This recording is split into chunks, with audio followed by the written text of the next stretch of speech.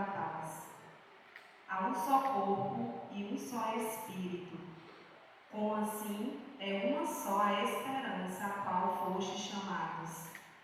Há um só Senhor, uma só fé, um só batismo, um só Deus e Pai de todos, que reina sobre todos, age por meio de todos e permanece em todos.